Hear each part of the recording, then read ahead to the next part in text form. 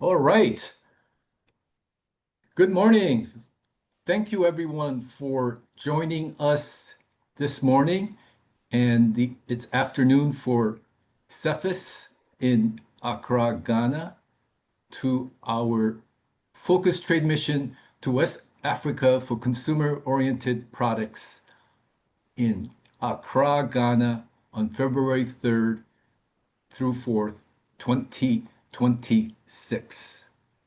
For the purpose of this presentation, everyone is muted, but you will get a chance to ask questions at the end.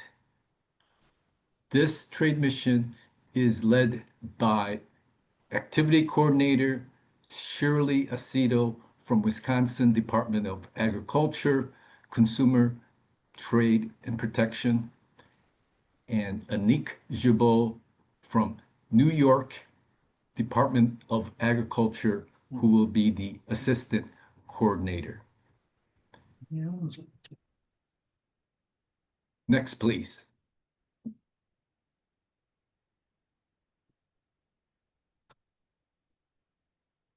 So just to start off, for those who are unfamiliar with food export, we are non-funded government organization by USDA, and our mission is to start and help companies increase or expand their international sales. And we are comprised of 23 states from Midwest and Northeast. My name is Daniel Griffith, and I am the liaison from the Chicago office in the Midwest. And one of the great ways that we help companies to enter the market is through focused trade mission.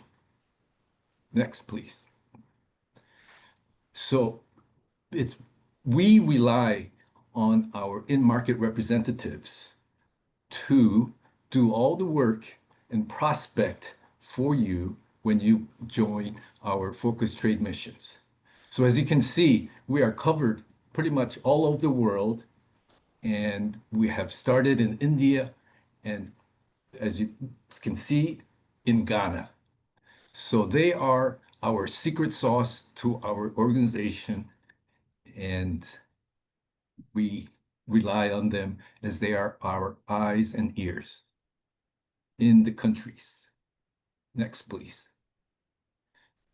So I would like to hand it off to Cephas Koti, based live in Ghana. Take it away, Cephas. Thank you very much, Daniel, and good morning, everyone out there. It's afternoon here. We know people have joined from different parts of the world, so good morning to those of you in Chicago and the US. My name is Cephas Nikwekoti, and I am one of the in-market representatives of food exports in Africa. We have offices and representation spread across the African continent. I am based in Accra, Ghana, and I work with the Zircom team in Accra to help businesses export to Africa. Can we move to the next slide, please? So this morning, we are going to talk about our focus trade mission to Ghana. So we'll start with a little focus on West Africa, which is the regional bloc in Africa. So West Africa has a population of over 425 million people. And West Africa has a vibrant youth population. Within this block of the African continent, we are seeing rapid urbanization rates, and the rate of urbanization in terms of percentage since 2020 has been 48%. We are seeing that urban sprawl. So more and more people are moving into urban centers, and urban centers are springing up across major cities in West Africa. The biggest employer in the sub-region is agriculture. 66% of, am I muted? I think I'm muted. Someone has muted me. Are you No, able to you're hear? okay, Cephas. Okay. All right. So hello. Are you able to hear me, please? Okay, so I think I have two accounts active on the call. I apologize for that. I don't know what is happening, but yeah. So let me continue with the presentation here. So agriculture is the biggest employer in West Africa, and with 66% of the workforce across farming, food processing, agricultural produce trade, and food services. Now, this block of the African continent, which is the West African bloc, has a community called ECOWAS, which is the Economic Community of West African States. This is a regional and political economic union. The the union started with 16 countries, and very early on, Mauritania exited ECOWAS. So over the years, we've had 15 active countries, or we had 15 active member countries until recently when three countries pulled out, three Francophone countries. We recently had political unrest in those countries, military coups d'etats, and so those countries didn't want to listen to ECOWAS, so they eventually decided to pull out of the economic community. So presently we have 12 active member countries being part of ECOWAS. Can we please move on to the next slide? So we'll turn our focus to Ghana, which is the focus of the trade mission. So Ghana is a West African country bordered to the west by Ivory Coast or La Côte d'Ivoire, to the north by Burkina Faso, to the east by Togo, and to the south by the Atlantic Ocean. And that is where we have our ports, two ports in Ghana, situated along the coast to aid trade into Ghana and the larger West African sub-region, which I will touch on in the slides ahead. So Ghana's population presently is over 34 million people. We have seen in recent times economic growth pegged at 5.7%. So the economy is improving post-COVID. The nation experienced some challenges, but post-COVID, economic activities have been picking up, and we are beginning to see some economic growth in Ghana. Imports in Ghana as at last year totaled 17.5 billion US dollars, and our major exports as a country are gold, cocoa, bauxite, manganese, timber. There are several other ones, but these are the major exports. The capital is Accra, where I'm speaking from, and our official language is English. And so can we move to the next slide? So demographically, Ghana has a very vibrant young population. The median age of the population is 21.3 years. So you can tell that this is a significantly young population. And many of the people belonging to this age bracket or the population communicate in global languages.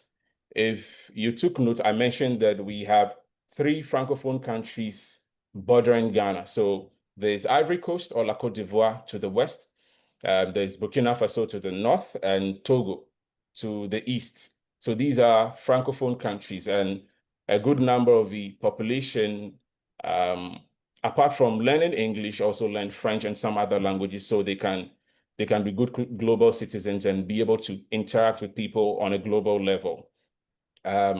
This population also has access to global information. So we are in touch with the times. We know what is happening around the world. Thanks to the internet, we are able to see what is trending, what is trendy, and in terms of what people are consuming and the quality of life in other countries, we are able to have access to that. So the population has access to global information, and so we are able to relate with the outside world very, very well. And a lot of us are entrepreneurial as well. and we have a focus on education. If you ask many young people who have completed secondary school in Ghana, their country, their most preferred destination for further studies, the US would be number one. So a lot of the population and young people look up to, let me say, look up to the US. They align with what is happening, particularly in the US and in Europe. And the focus on education is mostly um, leans towards the US. So can we move to the next slide? So the question now is why is Ghana suitable for a focused trade mission? Ghana and the US have good trade relations. Post-COVID, the US government has intentionally been working towards fostering continued bilateral trade relations with Ghana. Emerging from the pandemic, total US-Ghana trade picked up on an upward trajectory. So we're seeing a lot of trade between the US and Ghana. The numbers are picking up steadily. Additionally, the US government gave Ghana some millions of US dollars in agricultural aid a few years ago. And clearly, all of these things have been set in motion to enhance the relationship between the United States and Ghana.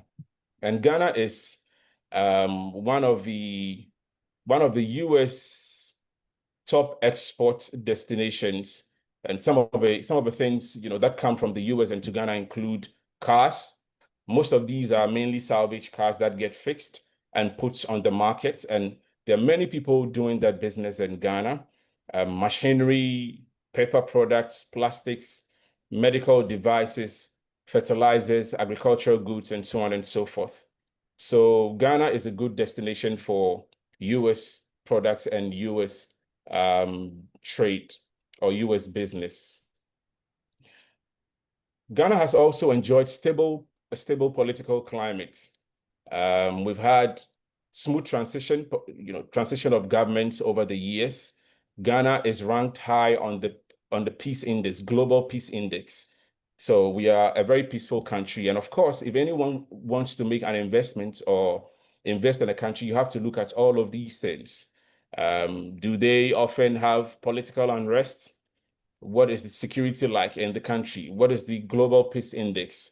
So Ghana ticks the box when you mention all of these things. English is our lingua franca, so it makes it easier to do business with American companies. They are francophone, countries in West Africa. Ghana is an Anglophone country, so it makes doing business with the US very easy. Logistics connectivity. So I mentioned a while ago that we have two ports, the Tema port and the Takoradi port. The Tema port is the busiest, and a lot of goods come through that port. We also have roads that lead into other West African countries. And so the last but one point, which is logistics connectivity, tie into the gateway market and hub for reaching neighboring countries. So if you are bringing goods and services, for that matter, into Ghana, for the most part, you would be able to move those goods, or you would have those goods and services moved into other West African countries, because Ghana acts as a regional hub for the transfer of goods and services into other West African countries. Can we move to the next slide? Yeah, so between 2023 and 2024, the value of food products imports increased. And this indicates a growing dependence on imported foods. There's food production in Ghana, there's food processing in Ghana and even the larger West African markets, but it is insufficient to satisfy demand. So we do quite a significant amount of imports as well of food products. In 2024, Ghana imported 1.68 billion US dollars worth of consumer-oriented food and agricultural products. And this marked a 24% increase from 1.3 billion US dollars recorded in 2023, according to the USDA. So this is also some kind of a testament to what I mentioned earlier, that we import consumer-oriented foods or food products, although there's some volume of local production because of demand. Yeah, next slide, please. So we will move to the products of interest and the factors influencing demand for these products. And so we have meat and processed meat. So we are talking about products like corned beef, sausages, premium beef cuts. And then for poultry and fish, we're talking about canned sardines, mackerel, tuna, frozen or chilled poultry meat. And then for dairy and value-added dairy, we're talking about evaporated milk, flavored milk, cheese, yogurts, and creams. And then for bakery, cereals, and pasta, the focus will be on spaghetti, fortified cereals, oats, whether they are rolled or instant, gluten-free products as well. And then for prepared and convenience foods, we are looking at baked beans, mayonnaise, salad cream, instant mixes, ready meals. And for processed fruits and vegetables, we are looking at canned fruits, fruit purees, packaged vegetable products, example, tomato purees, and so on and so forth. And then for beverages, non-alcoholic beverages, can talk of black tea, flavored or fruit teas, energy drinks, and functional beverages. And for alcoholic beverages, wine and related products, as well as distilled spirits. And for wine, I have to say that we import a lot of wine from South Africa and Europe. And so if it is premium wine, it will do well in the market. But for regular wine, we do a lot of heavy imports from South Africa and Europe. And then for snacks and health foods, we're talking about protein bars, healthier and low sugar snacks, oat-based snack formats. And then for spices, seasonings, and sauces, of course, condiments, sauces, and packaged spices. Let me throw this also in beans. So red kidney beans are also good for the market. Urban consumers in major cities and major cities like Accra, Lagos, Abidjan are open to red kidney beans because of their taste, the uniform color, and longer shelf life. And also for food processors and restaurants, they sometimes prefer imported beans for consistency and reduced cooking time. And middle-class consumers are increasingly receptive to imported, well-packaged and branded beans that could be on the shelves of supermarkets. I would also want to mention categorically that the pet food market is growing, and it is not a suitable market presently because of overall low penetration and per capita spend on pet food. It's still significantly small, so it is not a good category for now. So the reasons, or the factors affecting product demand. So I mentioned urbanization. We are seeing huge urban sprawl, and with this comes people moving into the middle class, having disposable income to spend on their taste and preferences, and so they want these kinds of products to enjoy readily as and when they want it. Our food processing sector is also underdeveloped, and so although there's demand, the production is insufficient to satisfy demand. Can we move to the next slide, please? So I'll touch on some of the challenges in the market.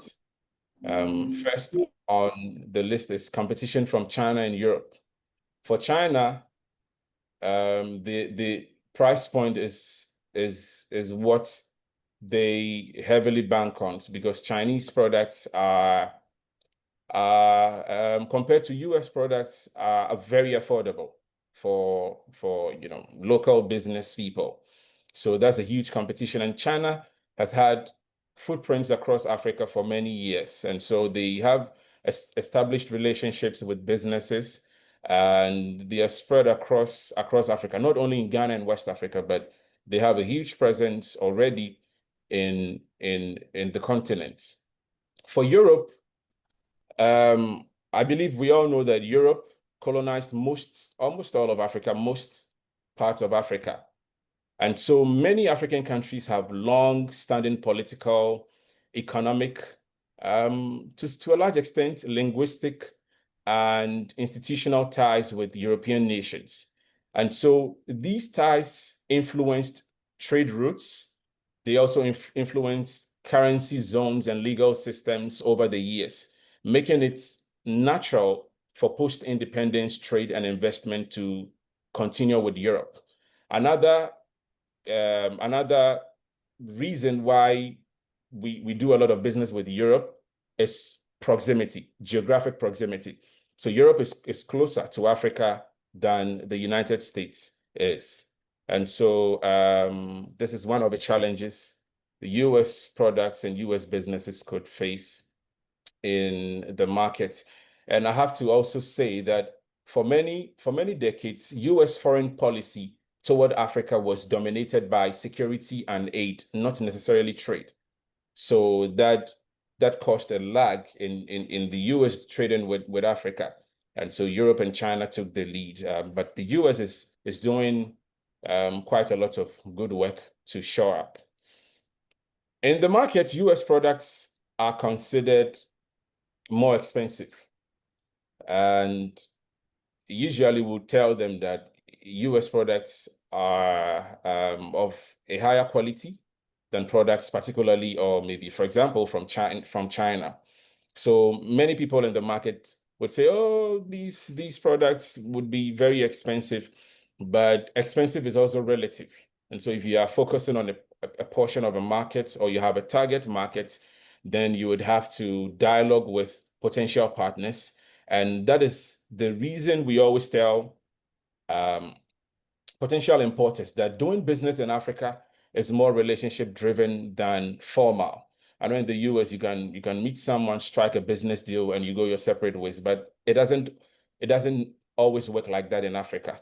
People would want to put human faces on the business they do with a potential exporter. So they would want to have dialogue with you, interact with you. Some of them would even want you to some extent visit them, or they would want to visit your facility, get to know you on a personal level, like see what you're doing, maybe see your facility, the production unit, or have you come visit them. So they build that relationship with you for a long-term business relationship. And so US products are considered pricey, but that can always be scaled with dialogue and working to make the products fit for the market or the price fit for the market. And the last would be currency volatility. So a lot of the times you'd find that our local currency doesn't perform well against the US dollar, and not only the US dollar, but other major international currencies. So when it happens like that, the importer would need a lot of local currency to purchase USD to pay the exporter. And that can sometimes be challenging. So these are some of the challenges in the market and challenges that US exporters may face trying to export to Ghana and largely to West Africa or to Africa. Yeah. So thank you very much for your time, and I'll stand by for questions. We have Amy. Daniel, you can take over. Yes, thank you, Cephas, for the wonderful presentation, for the opportunity in Ghana. So there's a question. Will buyers be just from Ghana or from other neighboring Western African countries? Okay, so the focus is West Africa. So we are going to extend our tentacles into or we're going to broaden the scope into key West African nations. But the focus is, even though the focus is Ghana, we are also looking at, so let me put it this way, even though the focus is Ghana, we are looking at other West African countries like Ivory Coast, Nigeria, Senegal, and yeah, Ivory Coast, Nigeria, and Senegal. Yeah, so Okay. Well, let's keep on going with the questions. yeah. Normally we have this at the end, but the questions are coming in. Do Okay. um, I think we covered this about what's the market like for pet Yeah, we food covered that. I mentioned products. that. Yeah. I believe we So mentioned that it's not exactly. viable at this point. Um, will you be sharing this presentation? Yes, for all the attendees, it will be shared. And another question, do jams, preserves, and jellies have market potential? Yes, those have a market potential. Yes, those would do well in the markets. Yeah. Okay, great. Um, and we will share your contact information through the slide that everyone gets to have. And if there are one more question coming in is, are you open to shelf-stable milk products or only evaporated milk? Okay, so I mean, if we're talking about shelf-stable milk products, we also would have to necessarily look at the expiration dates if they're going to be on the shelves, because that will be a major concern for importers. So, I mean, this is subject to dialogue. It depends on who is importing and what works for them based on the demand in the market and what they think would work. Okay. Yeah. What about whey protein? That's popular in the US. Is that Yeah, something? whey protein is not popular in Ghana, but it is a category that we can try to push. It is not something that is in demand, but it's always good to get your feet wet in the market. So having, some kind of a dialogue with a potential partner and an importer could go a long way to do a potential exporter more good, because then they would be able to strategize with the importer or know when and how that could pick up in the market. But at the moment, whey products aren't in demand in the market. But we Okay. can always strike a relationship with importers and try to um, build a relationship between them and a potential exporter, so they can have some kind of a dialogue to see how that could work. If not now, maybe in the very near future. All right. These are good questions. Are there any restrictions on food ingredients such as sugar content, food color, dyes, and preservatives? What we know of would be what is considered regular. Of course, if you are bringing a product into the market, it would have to go through a process to be checked. So for most products that are approved by the FDA in the US, they are approved by the Food and Drugs Board, or the Ghana Standards Authority, in Ghana. So there's definitely a limit on the content and quantity of preservatives and so on and so forth, dye and so on and so forth. But there are no restrictions presently. Yeah. Okay.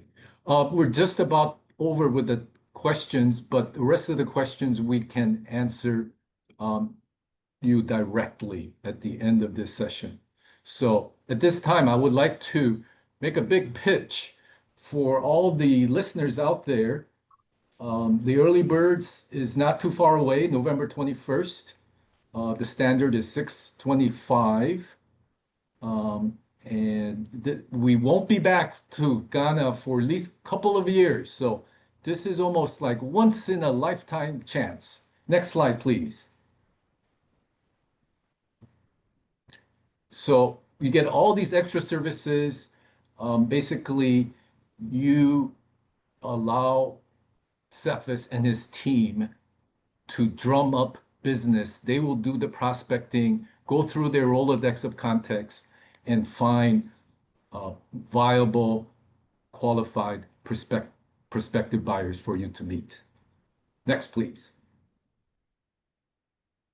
And finally, there are 6 liaisons between Midwest and Northeast, and all of us here, the liaisons, will be glad to answer any questions, and we look forward to your participation. Thank you, Cephas. Thank you for all the participants. We hope to see you in Accra, Ghana in February. Bye from Chicago Midwest office. Thank you, everyone.